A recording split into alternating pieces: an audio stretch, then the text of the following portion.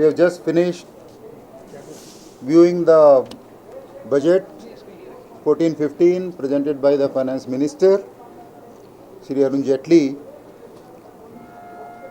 At the outset, we at Federation, we find it's quite a balanced budget. We feel that in the circumstances given in last several years with a low GDP growth and deficits, high deficits in revenue, nearing about 5%. The GDP, deficit in GDP, CAD is very high, 5%.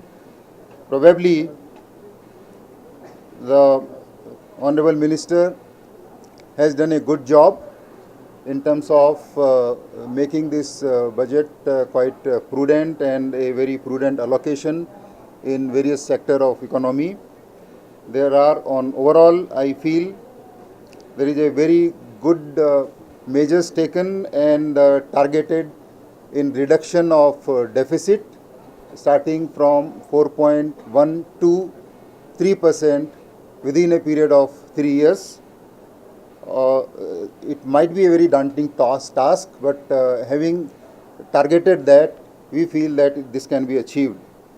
The interest rates in due course might come down. Fundraising is easier through for the domestic people also through REIT and Infra IT. In the growth path, FDI in defense, FDI is infrastructure and real estate, and FDI in insurance is increased, and the limit has been set from increase from 26 to 49%, which is a very big move, and that will attract a lot of FDI into our country. Also, there is a clear emphasis on skill development, allocation for skill development and employability, making our youth employable. That will also go a long way. The Finance Minister has very clearly said that there will not be any retrospective taxation or any such schemes which will be deterring the investors in investing, and he has given them a very kind of a indication that ease of doing business in our country will be quite high.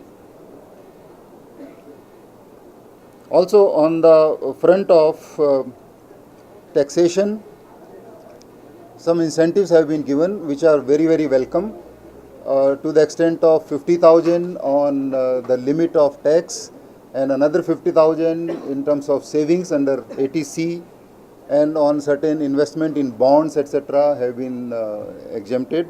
So that's also a very positive point.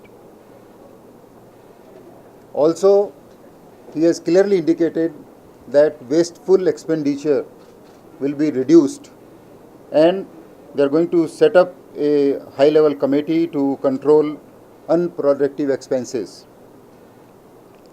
Generally for the manufacturing sector and MSME, our Senior Vice President will go into a little details, but we see a lot of schemes and the